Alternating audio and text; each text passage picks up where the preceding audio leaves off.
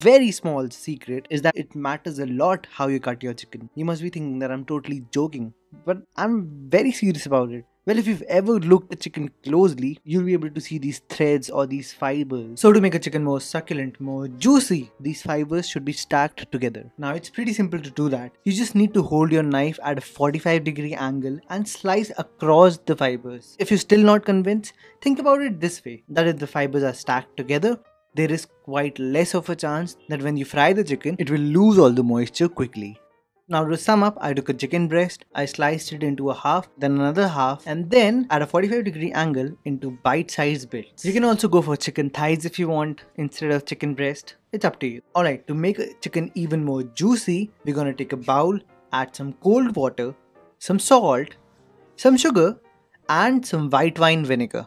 Mix everything together until sugar dissolves, and hey, I'm lazy, that doesn't mean that you are. So mix the sugar completely, add the chicken to the bowl and keep it inside a refrigerator for 1.5 to 2 hours. So is this step necessary? Yes, it's the most crucial step to make the chicken more juicier, even though we'll fry it twice. In the meanwhile, I'm gonna chop some green onion, and as I've already told you in my last video, I'm gonna use the green part for dressing and the white part earlier in the sauce. Then I'm gonna cut some bell pepper into nice pointed triangles. And if you wanna know why I'm chopping these veggies in such kind of a fashion, then you gotta see my previous video on chili cottage cheese. And I know what you're thinking. It's not because I have a pathetic fashion sense. Well, maybe even you're right.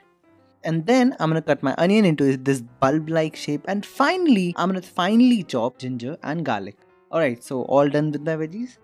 So after 2 hours, our chicken looks something like this. So by keeping the chicken in water, it will make the chicken more moist. So when we'll fry it, it'll be still very soft. At this point, I'm gonna add some ginger garlic paste, some black pepper, some oil, mix everything together and keep the chicken aside for 15 minutes more. So after 15 minutes, I'm gonna add some all-purpose flour, some corn.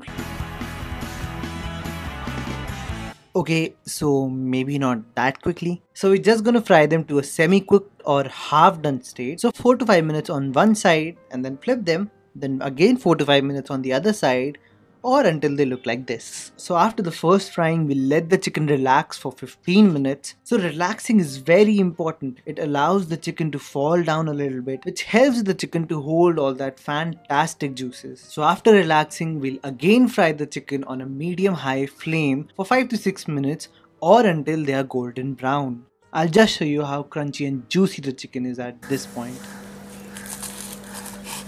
You see how shiny and glossy it is? It's just not at all dry and it's just perfect.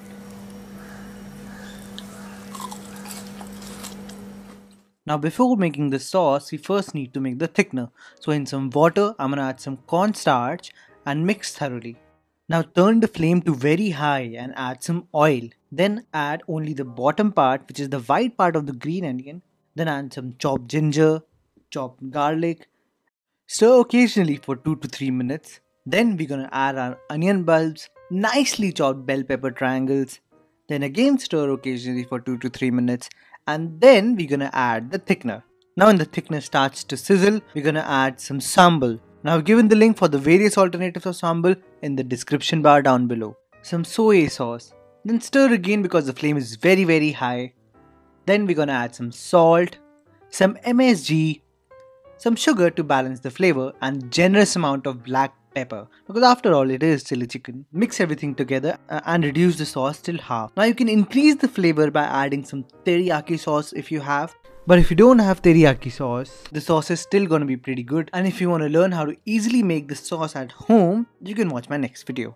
Now to keep the chicken crispy for a long time, we're gonna turn the flame off after reducing the sauce and then wait for at least 5 minutes until the steam has passed. Otherwise, this steam would make the chicken really soggy. At this point, we're gonna add a crispy coated chicken and some chopped green onion stalks, or the green part of the green onion. Finally, mix everything thoroughly and serve. But wait, to make the food more appealing and appetizing, I'm gonna sprinkle some green onion, some sesame seeds, and finely sliced red chili rings. Now if you want a little nicer aroma, you can also add a few drops of sesame oil. Now if you're still thinking that are they still crispy, you can just hear this.